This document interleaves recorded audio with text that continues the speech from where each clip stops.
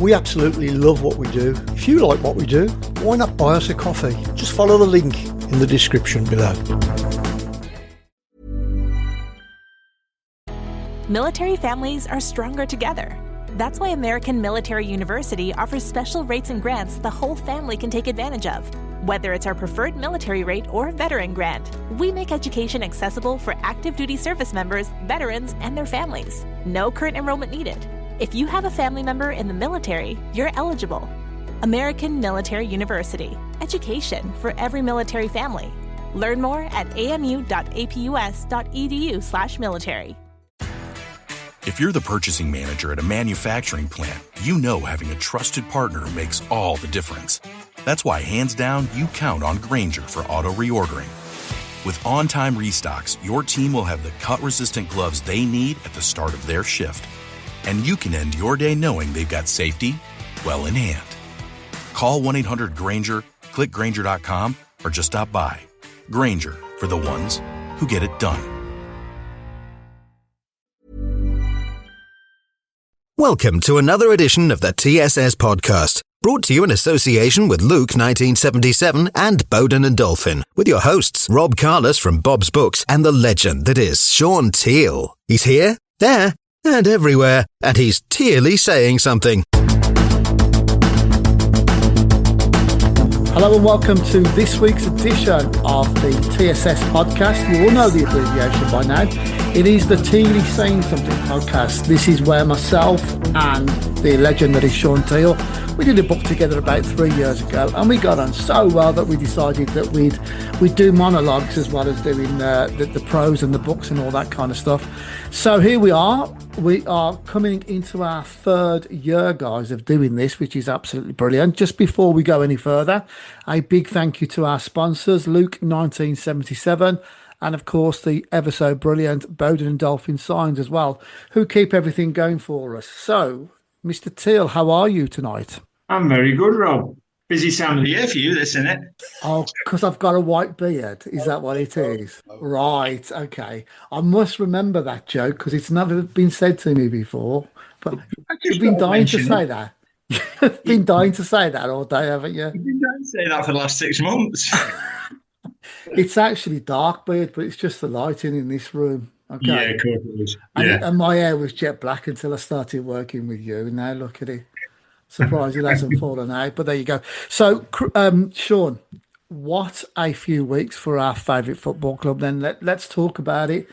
First and foremost, have you been down Villa Park? I think you have been in your ambassadorial role. Of course. I don't miss a game. I never miss a game. I think you've missed one in about 2 seasons, haven't you? 1 or 2. I think I missed one last year because I was away, and that was a European night. So. In Premier League games, I don't think I've missed for years now. When you say away, do you mean that you paid for a holiday or something like that? No, I was in Spain at the brother-in-law's. Oh, right. So what you're talking about is your free holidays. I thought as much. Yeah, I thought as much. So let's talk about Villa then. When we started this season's podcast, those first couple that we did, bottom 3, played 6 games, gone out the League Cup, scored 1 goal and got 2 points. 11 games later, we've won 10 and lost the 1-2 to Liverpool. And we are in the top 3, but we're not just in the top 3. There's now a bit of daylight between the clubs that are in 4th, 5th, 6th and so forth. What's your opinion, Shaun, of what's been going on? Because it's been absolutely brilliant, hasn't it? I suppose it's really difficult unless you're within the camp to put your finger on it. But obviously, them first 4 or 5 games, we were poor. We looked like we had no energy. We didn't look that interested, and it was like we were going through the motions. And then all of a sudden, we get the 1 win, and we're flying. And we just look like a total. I mean, we give teams 2-goal leads now and still batter them. So. Going to West Ham and going 1 down and 2-1 down is difficult to come back from. But I thought second half we were outstanding. I thought we just controlled the whole game. And 2 great finishes from Morgan Rogers, who I have to say was very poor at the start of the season. But but he looks like he's certainly back to his best now. Why do you think he was poor at the start of the season? And you can really go back to the tail end of last season as well, when he wasn't playing as well. He just got into the England team with his mates. So, he's now started to take that number 10 role on his own. What do you think happened to him?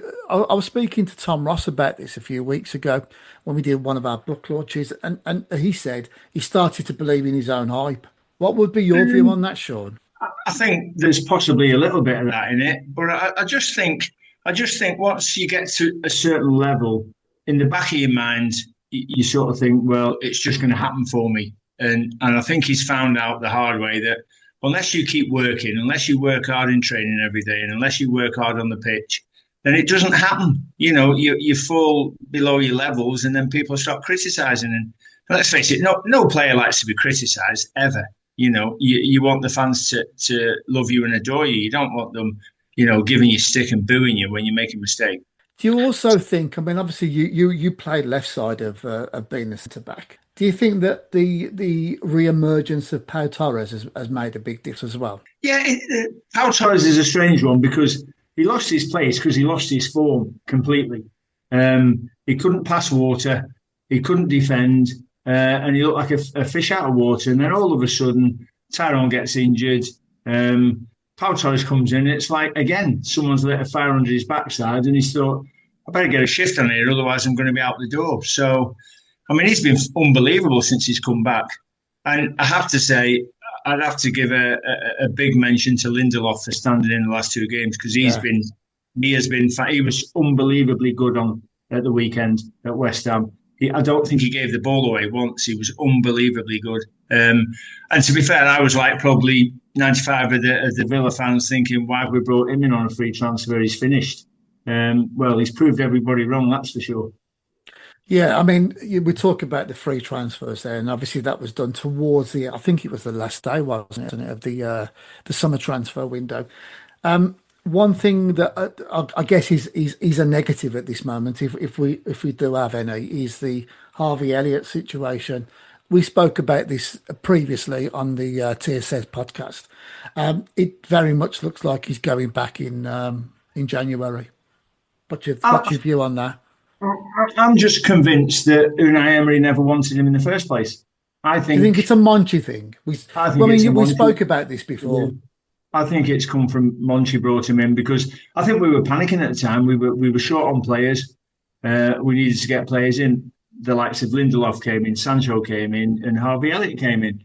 Now, Sancho's had game time, but he hasn't got that clause. So if he plays 10 games, we don't have to pay 35 million. And I think Unai Emery's thought, I've got players that can do that job already. Why do we need to pay another 35 million for someone who's likewise to Tielemans, to McGinn, to a lot of them midfield players, because they can all do the same kind of job. And we've proved that in the last few games because the way he's sort of just shuffled the pack on the pitch and changed it into a different team.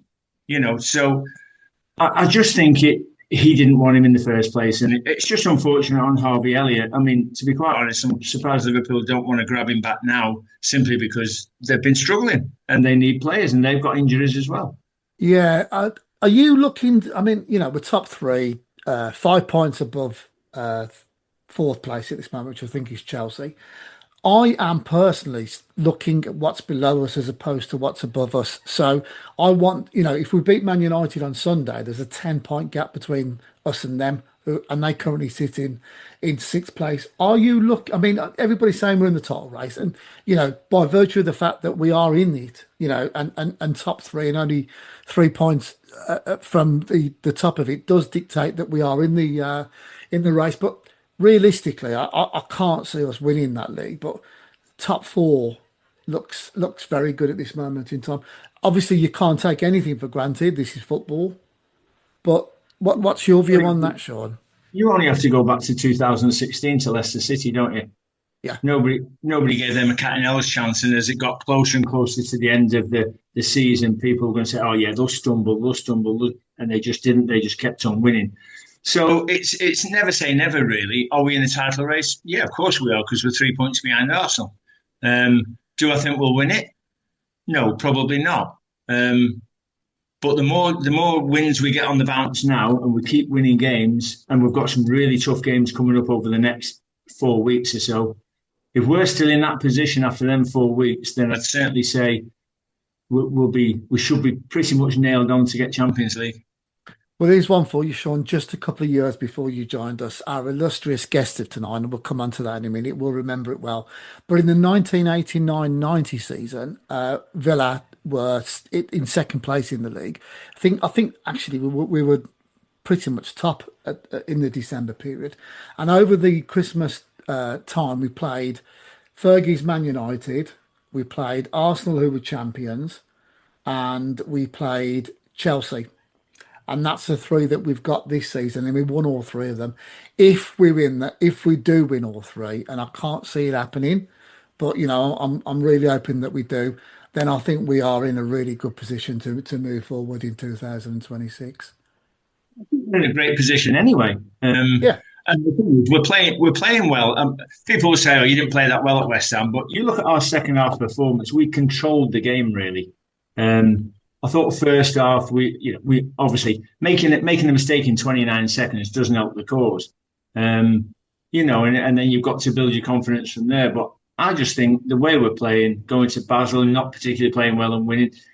People always say if you can not play well and win games, you're doing something right. So we're not a million miles off. If we click, we're gonna spank somebody this year. Yeah, in the same way that we did with Bournemouth, which I think started the second run that we're on now. But you know what's interesting about it all, Shaun? We were 2 down against Brighton. We were 1 down, 2-1 down against West Ham. I always felt in those 2 games that we were going to come back. Yeah, and I agree. And get a result. Yeah, and that totally is the agree. and that is the character of the team. One thing that I don't want to happen in January, and obviously, Unai will know this more than any of us, is I don't want to see Martinez go. I can't. Really don't. If he is going to go, I wouldn't. I would be very surprised if it came up in January. I'd be really surprised if he went in January. Will he go at the end of the season? Yeah, probably. I think he wanted to go last summer, and it was the blocks were put on it. But I think he was probably told by Unai and the rest of them, give us another year, and then we'll let you go. Yeah, we mentioned Leicester there, and obviously we've got to come down a peg or two from talking about all this top football, and we got to bring our producer into this show as well, because it's his studio that we use at the end of it, so we've got to be nice to him as we always are. So, Chris Browne, how are you doing this week? Good, yeah, thanks. Yeah, can you hear me? Yep. I see you've got your Christmas jumper on. It has to be blue and white, doesn't it? It just has to be blue and white. Traditional Christmas colours. I've chucked away all my red tops because I have got a few of them because my daughters say that I'm looking too much like Santa Claus with red and this white beard. So there you go. You don't have to look like that. Oh, I do love you really, Shaun. Right, just a quick one off you then, Mr. Browne. Right, I still hear it. Chris Davies out. What's your view? I haven't heard it at all. I have. On social media. You get it off of. Oh yeah, there's a few idiots. Most of them are wind-up merchants, probably from over your side. But no, I haven't. I'm really not from proper blues fans. No. Well, they made a better form again, though, haven't they? We're punching anyway. Yeah. The plan wasn't. I mean, we're never going to go up this season. I don't think we will. No, mid-table. We're looking at. Right, just before we bring our guests into tonight's show, just to let you know, when you play QPR, I think it was last week or the week before, I'd had a nice little 5-fold bet. I always do both teams to score in a game. Because as the late, great Brian Clough always used to say, it only takes a second to score. So that's what I always go on. And I was watching a Champions League game and it came up that I only needed Birmingham to score against QPR. So I had this very, very strange thing where I actually turned over for your last 10 minutes thinking, score a goal, Birmingham, score a goal. And then my mate phoned me and said, what's it like trying to watch Birmingham score a goal just so you can get a winner? I said, I'd love them to get one and then for QPR to go up and get a winning goal. if Colesberg could do Tuesday night football when you've got your hackers on, that would have been the night for me. Yeah. Yeah, you don't want to talk about that, do you? Not really, no. Yeah. Right, I mentioned about 5 or 10 minutes ago the 89-90 season, and part of the Villa backroom staff was a physio who came to us in 1987 and stayed with us for a very long time. Is Shaun, when we did the book, you were very complimentary to this man, and I'm very pleased to say that he's now done a book with the great journalist that is called Rob Bishop, and it's called Walker's Way. So tonight's guest, and I'm very pleased to say, welcome to the show, Jim Walker. Thank you. A man of few words there. Yeah. Thank you. Yeah. I was going to say, don't sound too happy, Jim, for God's sake. You're all right, mate. He's speaking to Rob. He's expecting a check off us for this, isn't he? Absolutely, that's what it is.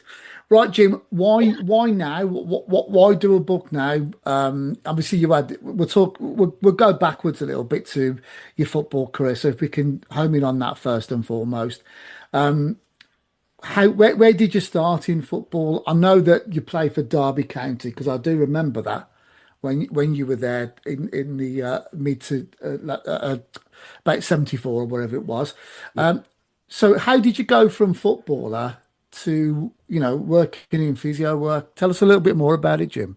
Well, when I actually finished playing football, I did have an injury and had to retire, and I went out to Kuwait for 2 years with Dave Mackay to do some coaching. And then towards the end of the second year, I realised, no, I didn't want to be a coach. Simple as that, really. And I was always interested in the injury side of football, and I did a degree, and so go on from there, really. So it was a complete career. I know it was within football still, but it was complete. Football. Yeah, complete career change for you to do that. And of course, in the 70s, and you did this in the 80s as well, it would have been a time where no quarters were given. And, proper fouls were going in those days, and people were getting away with it, weren't they? So, so who else did you, before we go on to the physio work and who you started that with, what football teams did you turn out for then? Well, I turned out for the local club, Northwich. Yep. And Northwich Victoria, and then another one of Tealey's teams. That's one of his teams, yeah. And then while I was there, Peter Taylor, from Derby, assistant manager, came and watched the match, and I must have done quite well in it, really. So they offered me a 12-month contract. So I went to Derby for a month, and the second game I was there, I got injured. So I only played 2 games in that month, and so they kept me on till the end of the season, which was April, early May. Yeah. So and at the end of that season, they gave me a 2-year contract. So that was me playing from non-league football to playing in the second division at the time. That's something that Shaun did as career, as you know. How did you find the step up from the brutal world of non-league? And I guess it was a brutal world in the first division in those days. I think you played for Derby around 6 times, didn't you, in the 71-72 season when they were champions? Yeah, that's right, 6 times. Yeah. Oh, and I did score a goal, by the way, a winning goal. You did? Yeah, against Crystal Palace. So what was it like? We won the title, and did. Yeah. What was it like working under Brian Clough? Fantastic. Yeah. The best man I've ever known in football, really. And, he was top draw. Nowadays, I'm not sure how it goes, how managers go, but Brian Clough knew everything you were doing, what you had for your breakfast, what time you got up in the morning. He knew everything. He had people round about Derby that they would report back to him if we were doing anything that wasn't quite right, So he's very thorough. And what was Peter Taylor like? Yeah, so... What was Peter Taylor like? Yeah, well, Peter, everybody thought Peter was the brains, but I'm sorry, no, he wasn't the brains. Brian Clough was top draw. Yeah. Okay, so that's interesting. What did Peter Taylor bring to the party then? What was it, just that they were brilliant together? Yeah, because I think they played together at Middlesbrough. He was a goalkeeper, wasn't he, Peter? And Yeah, they came together and did really well together. okay. They did split up later on in life, but they were, dear me, really top draw managers. So tell us how you came to become an employee of Aston Villa then. You joined us just at the end of, well, I think it was the summer of '87, wasn't it, or something like that? Yeah. And we'd just been relegated to the old second division in old money. Graham Taylor comes in. Was it Graham that took you on? Yeah, Steve Harrison was the coach, and I was in Kuwait, and I was coming back from England because I'd done the 2 years that I wanted to do. And so Steve Harrison said to Graham Taylor that Jim Walker would be a good physio. So we went from there, really. So I owe it all to him, really. And you stayed until, I think, was it until you went to Walsall with 2004, I left Philly, yeah. I bet you've got some great stories in that book. I'm yet to get it. Oh, yeah. I bet you've got some great stories about those times. Well, it was, great at Derby and great at Villa. I mean, the team most of the time were exceptional, really. Mm-hmm. When you think of Teale and McGrath at centre half. Yeah, absolutely. Then you got, another international. Well, they have 4 internationals at the back. So the top draw, the Villa, yeah. Yeah, we'll come on to the Teale times at Villa with you in a couple of minutes, and we'll let Shaun ask all the questions instead of me doing it, which would be nice. But I think he still owes me a £5, Oh, you won't get that back. You'll never get that back. It's that £5's worth about 500,000 now. You know that. I'd like to know what the £5 is for. I don't want to know. Right, so we've also got another guest on. Before we go into Jim's career at Villa, we've also got another illustrious guest with us. We've had a couple of journalists over the years, and I'm very pleased to say that we can add to our Teale Saying Something Hall of Fame, Bishop. Welcome to the show, Rob. Thank you, Rob. That's very kind of you. And Shaun, great to see you again. And you, Rob. Not that I don't see you every week down at Villa. Every week at Villa. Oh, yeah. Apart from the fact that you see each other every other week, you haven't seen each other for years, have you? Basically. No.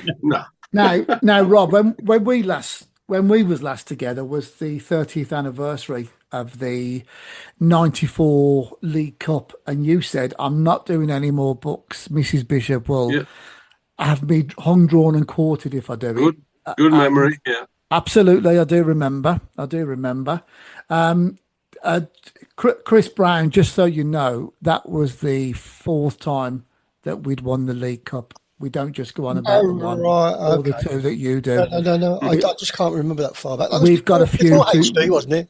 Yeah, we've got a few to look back on with ours, just so you know. Last century. Exactly. I think Chris has headed too many balls in his career. Right. So Rob, what made you? Obviously, you needed to be something very special for you. Mr. Walker comes along. Yes. You're doing a book with him. Tell us about the process that you went through on that one, Rob. Well, initially, I had a call from a lad called Jerry O'Halloran, who also Jim knows very well. And I think it was his idea. He sort of cajoled Jim into doing the book because he'd heard so many stories from him. And Jerry phoned me, and I initially said, because I'd promised my wife, I said, look, I'll try and think of someone else to do it because I don't really want to commit to it. And we're talking now about just about a year ago, last December. And we left it at that. And half an hour later, I called him back. I said, look, Jerry, I'll do it. Because I felt I knew Jim so well, and I owed him so much from the time when I was working for papers, and he used to have be so helpful to me. And because we got on so well, I just felt I've got to go for this and do it. And when I learned as well, also Jim wasn't interested in making anything from it. It's just for dementia charities. I thought, yes, let's do it. I was going to say that's what really makes this book so special is the fact that it's going to charities down the dementia route. Mm. Very, very, very noble cause. I hope the book has been selling well. It has. We've now the cost we've had obviously is for the publisher, who you know, Stuart Curtis. I do know They very have well. they've now reached break even, so everything from now on goes to the charities. That's fantastic news. That's absolutely fantastic news. Yes, I know exactly how Mr. Curtis works, as I work with him as well. Yes, he's a brilliant publisher. Apart from the fact that he's an Albion fan, but we won't talk about that, Rob, will we? We won't talk. I'm not going to shatter the illusion, so we'll keep that one going. Right. So, where can people buy this book? Is it from Curtis Sport? That's probably. I mean, Jim has done one or two of signing sessions, and there's another one planned for this weekend. Although I don't know, as I'm saying this, I'm not sure when this will be published. But after the Man United game, there's possibility of a signing session at a local hostelry called the Aston Tavern or the Aston Inn. Yeah. But essentially, the best place to get it from for ease is from the Curtis Sport website. Which I think is www. I know. So if anybody wants to go and buy this book, if you go to Curtis Sport, it's not Curtis Sports with an S on the end, it's Curtis Sport. So if you go Curtis-Sport, you'll be able to see Jim's book on there and all the books that we do under Terrace Tales as well, which is the new company that we've done. It is great to see Jim do this book because he was very, very, very popular with not only the players that he tended to, but with people on the terraces as well. So it really is good to see this book. Right. So in the summer of 1991. Due to the sale of a certain David Platt going to Italy, Villa have got £5 million to spend. So they go out and get some really good players in, players like Kevin Richardson, Tealey and Atkinson came in, and a few of the other players as well, Steve Staunton. And then we're looking at the cut price buys, and we went in and bought Sean Teale as well from that. Pound sterling, wasn't he? Can I just put you straight there, Mr. Careless?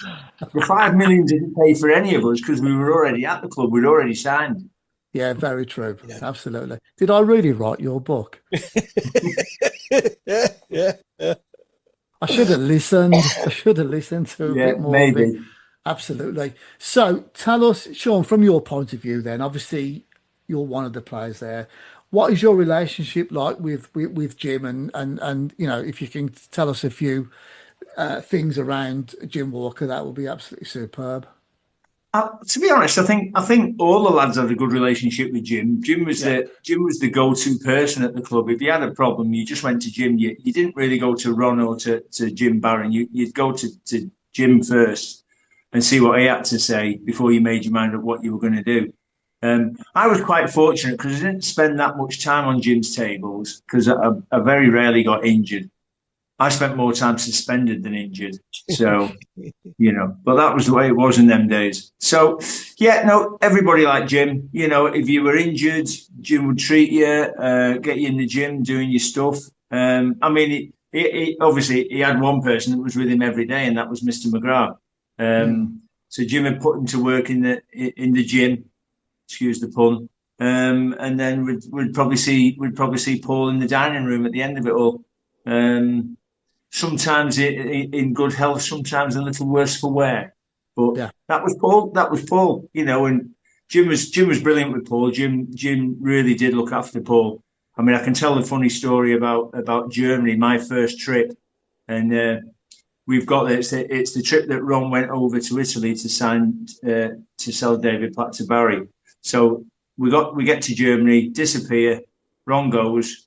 Andy Gray's in charge. We go down into the town in the lunchtime. Me and Les Seeley bump into Paul in the corner of a little cafe that sold drink. And Paul sat in the corner of the worse for wear. And it's like, oh no, what did we do? Because both me and Les were brand new to the club. So we didn't really understand, how it worked. So we got Paul back up. We knocked on Jim's door and said, "We've got Paul here. He's worse for it. Right, leave it with me." So, but we were playing head tennis in the afternoon on concrete tennis courts, and Andy Gray was adamant that Paul would come out. So Paul came out to train, drunk as a lord, and in metal studded boots instead of rubbers or trainers. Well, he spent more time on his backside than he did stood up. And in the end, Andy lost his patience, told Jim to take him back to his room, lock him in his room so he couldn't get out, so he couldn't go back drinking again. So Jim did exactly what he was asked. The only problem was Paul was a bit too savvy for that and shimmied down the drain pipe and was sat in the bar as we came back in from training. It was hilarious. Honestly, you could have died with laughter. It was so funny. As you walk into that reception, look right, look left. Oh, shoot, there's Paul at the bar. And of course, he had no money because they took the money off him. So what he did was he just put it on the club's bill. It was hilarious. Hilarious. Nobody told Doug that one, did they? But I mean, to be honest, but for Jim, probably Paul's career at Villa would have been over many years before it was. Jim just looked after him, just made sure come Saturday he was fit to play, or come midweek, which we didn't have many midweek games, he was always fit to play. And you only have to look at Paul's performances to see, the help Jim gave him to see how long it prolonged his career and at the level it did. If you're an HVAC technician and a call comes in, Grainger knows that you need a partner that helps you find the right product, fast and hassle-free. And you know that when the first problem of the day is a clanking blower motor, there's no need to break a sweat. With Grainger's easy-to-use website and product details, you're confident you'll soon have everything humming right along. Call 1-800-GRAINGER, click Grainger.com, or just stop by. Grainger, for the ones who get it done.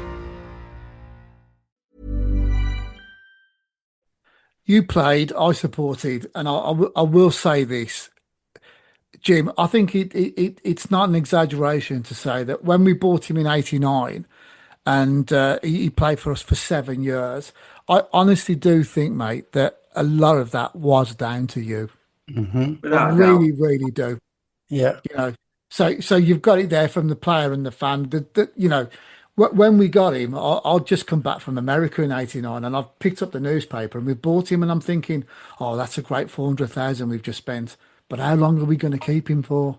Yeah. And if somebody would have said to me 7 years from 1989, I would have said, my God, we've got a career out of him there. So did you find that not only with Paul, but with other players as well, you weren't just this is what I got from writing Tealey's book, and when we got onto you wasn't so much the physio, but you were like a father figure to these players as well.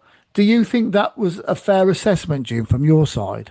Yeah, I'd like to look after them. I'd played football for 15 years and I understood what injuries were like. And, I realised that while being a footballer, you got injuries, you weren't happy. So I was going to, as a physio, I was going to make sure I'd keep the lads as happy as I could, really. Mm-hmm. But when you were talking about Paul coming to Villa, I don't know if you know the story, but Graham Taylor called me into his office and I went down and he said, "Oh, sit down, Jim." And I sat down. He said, "Look, Paul McGrath has failed his medical at Tottenham and he's on his way here and I don't want him to fail his medical here." So I just said, "Fine, yeah." And he didn't fail his medical at Villa.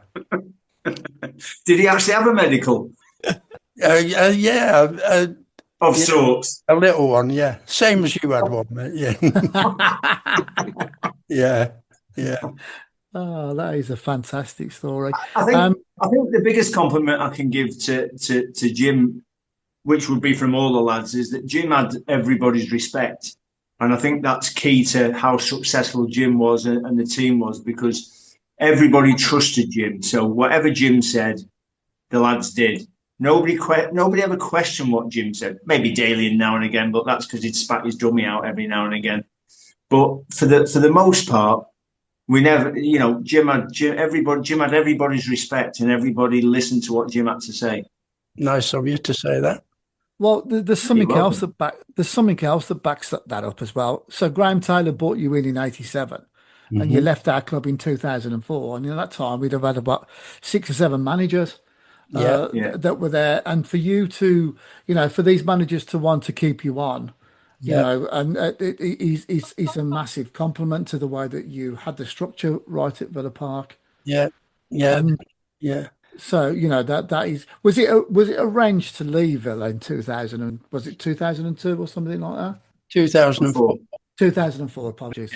I'd had a really good time at Villa, and with the different managers, and but football was changing in 2004, and all of a sudden teams were having 4 physios and all different kinds of throwing coach, free kick coach, corner coach, and it was time for me to leave then, mate. Yeah, because if you look back at the in the dugout during your time, it was you and the 1 or 2 substitutes and the manager and whatever, and now if you look, it's a complete entourage.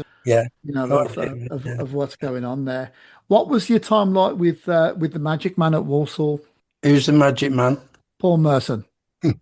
No, it was good. He was a fantastic footballer, and I think he found it difficult because he was trying to, Paul could do things in football. He was a top player, and he couldn't understand why the people he was coaching couldn't do the simple things that he could do, and I think that was a big thing for him, really.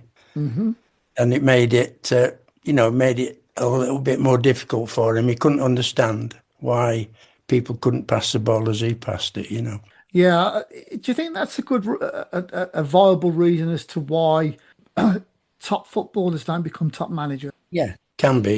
Yeah.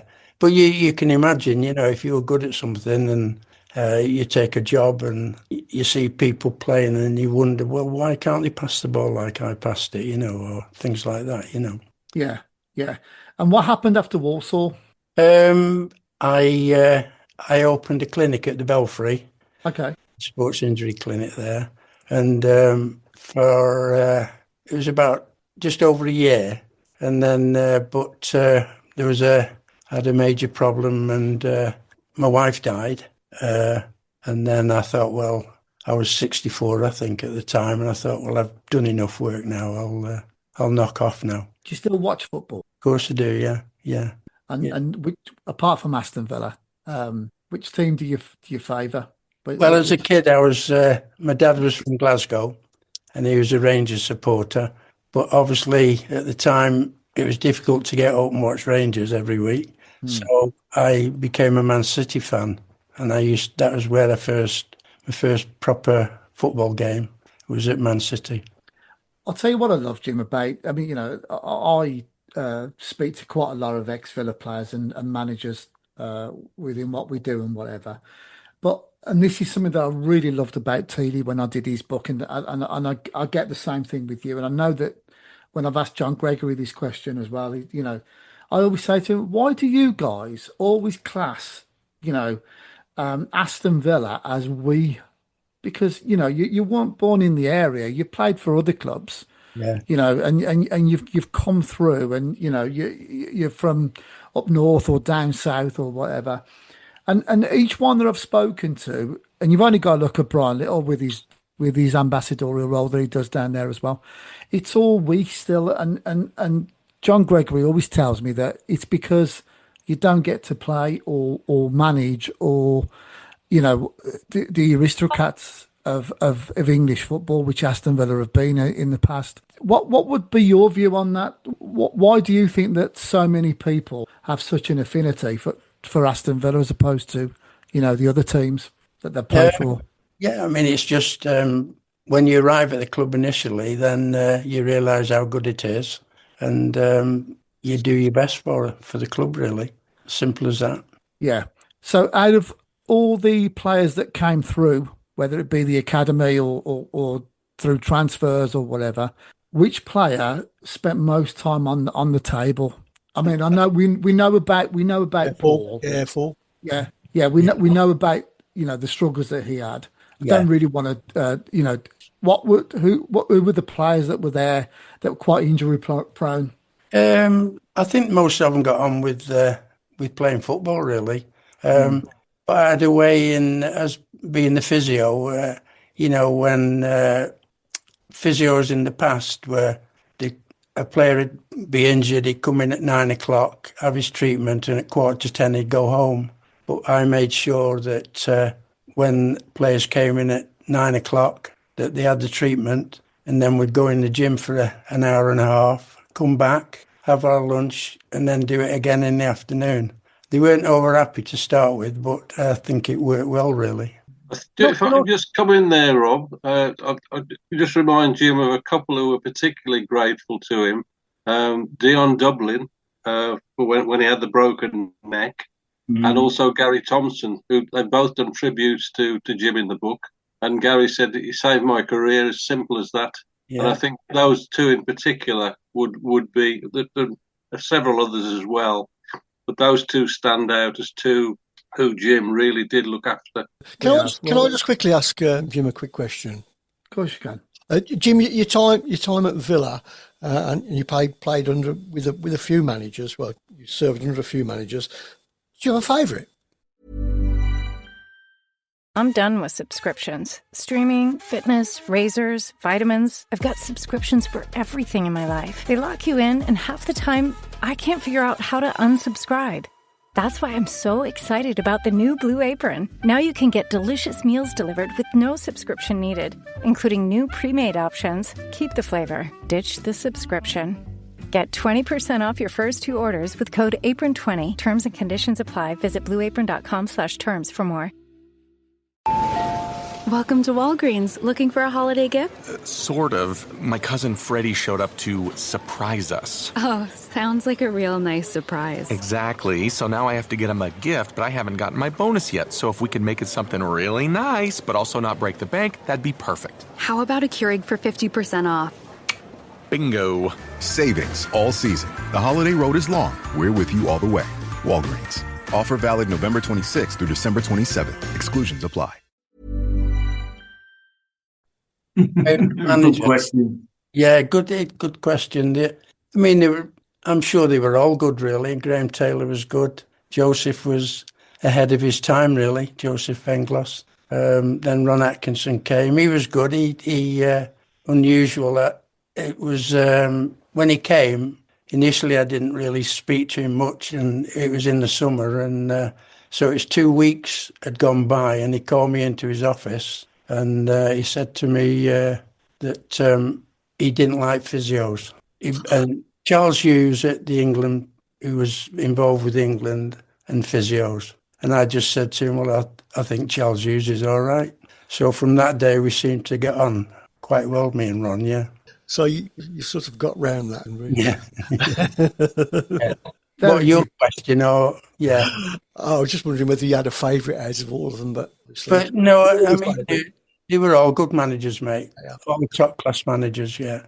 Even the ones that I played with, obviously people like Brian Clough, and you move right. He like Alan Oakes at Chester.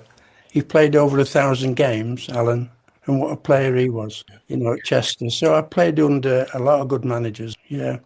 Just going on from Chris's question, what was the worst injury that you had to deal with, and was it at Villa?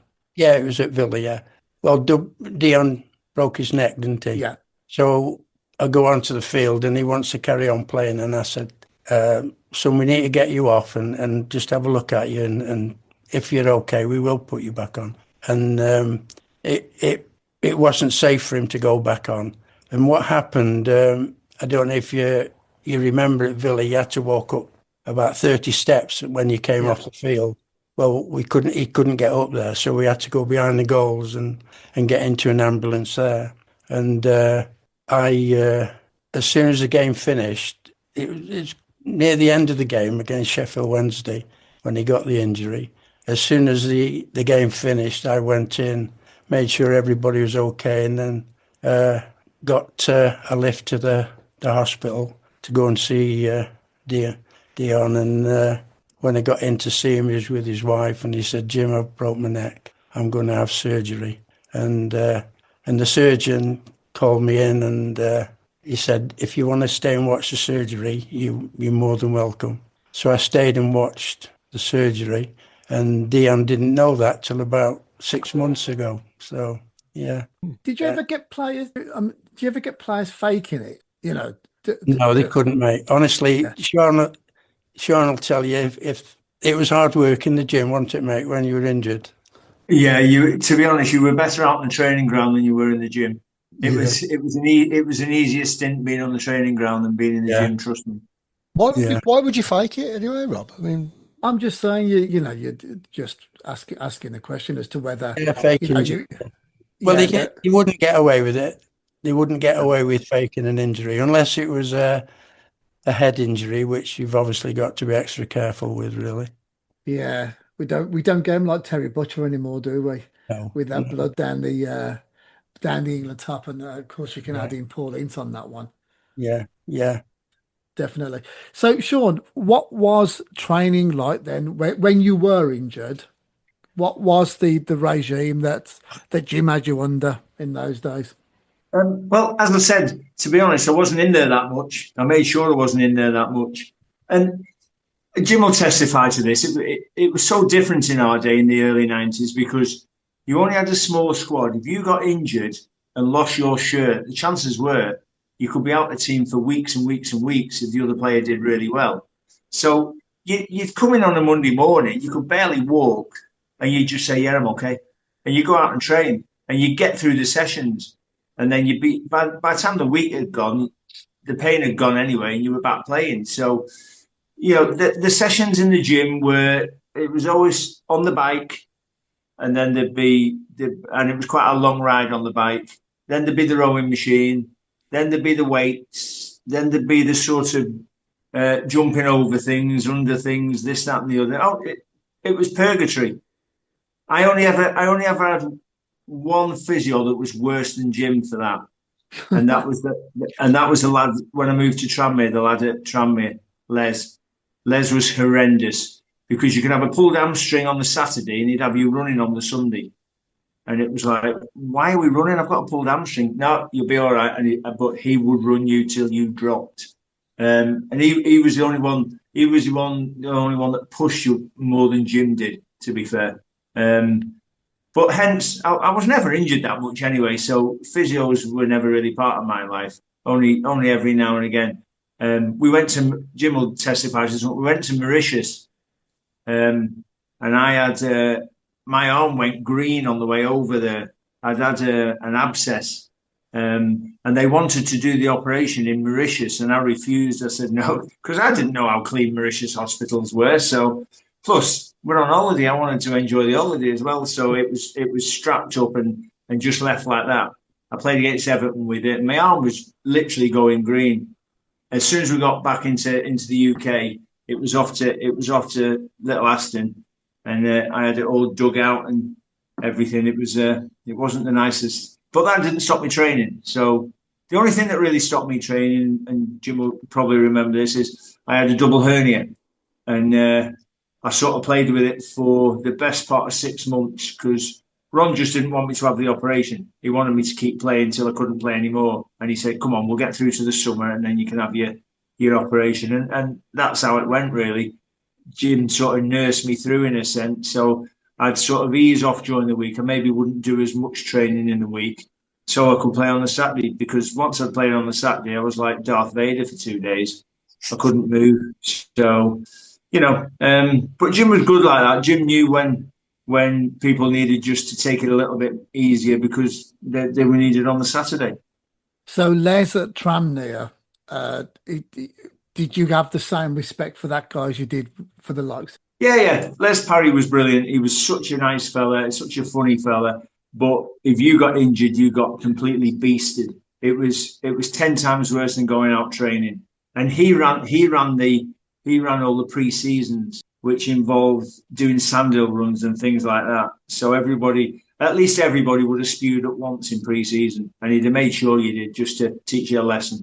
We've got Rob Bishop back now. Sorry about that. He just locked up and I couldn't get back in. No, that's quite all right. Rob, are you going to be doing any more? No. Do you mind if I just take a pinch of salt with the chips on in a bit? I've actually turned down one since I started on gyms from a quite high profile player. I won't name him because he's still thinking about whether to do it or not. But that's how serious I am that now gyms is the last for me. Yeah. And what a lovely way to bow out on that. Well, yes. Yeah, and to think that we've done it for these charities is, it's great. Yeah, it is wonderful. So just to recap, I don't need to ask you this because obviously I know it. To get Jim's book, Walker's Way, if you go to Curtis-Sport, and that is without the S on the end of sports there, you'll be able to come up with the link and then and then get the booking from there. An absolutely fascinating show tonight, and it's been a different angle for us as well, Jim. So thank you very much for taking time out to join myself and Teale on the show. No, thank you. Thank you for inviting me. And of course, Rob. Cheers. That's been great, Rob. Thank you. And Jim Jr. Great to see you. Yeah, nice to see you, Rob. And you, Chris. Jim Jr. as well for putting all this together. That's very much appreciated. It is Christmas, so everybody have a great Christmas and New Year. Cheers. We are going to be back on the 8th of January to start proceedings for 2026, and hopefully we are speaking about wins against the likes of Arsenal, Chelsea, Man United. I think Crystal Palace are there, Nottingham Forest. So we've got the games are coming thick and fast. So, Shaun, what are you doing for Christmas? Not a lot, because Carol's going to hospital on Monday for an operation, so she's going to be out of the game for quite a while. Okay. I'll tell you a bit more about that off there. Okay, not a problem. I don't think she'd like me going into that quite now. No. And don't forget, we're supposed to be meeting up in Liverpool on the. We are. That might have to be put back. Yeah, not a problem. Give her my best, Shaun. I will, Rob. I'll see you, Rob, on Sunday. No doubt. Yep. Look Jim, forward to it. You're looking really well, as I said to you the other week when I met you again. Yeah, it's nice to see you, mate. And apart from that, I'm bar humbug anyway. I hate Christmas, so I don't care. I do as well, sure. If I could get away without putting a tree and lights up, I'd get away with it, but I can't get away with it. Quite right too. Well, I'm at a stage where I've got children who can do it for me now. Well, that's it. Even better, and that's what we all strive for. I've got children who could do it for me, but they don't. Oh, right. Right, as always, a big thank you to our sponsors, Bowden and Dolphin Signs and Luke 77. This show goes out on Monday, so it's the day after we hopefully beat Manchester United. Again, we'll do our next recording on the 8th of January. Have a great Christmas, guys. Thank you very much. Cheers. Thanks a lot. Cheers. Cheers. Bye, mate. Bye, Shaun. See you, Jim. Bye, See mate. you, Rob. Yeah. See you Sunday. Take care. Cheers. Off the Villa. Off the Villa.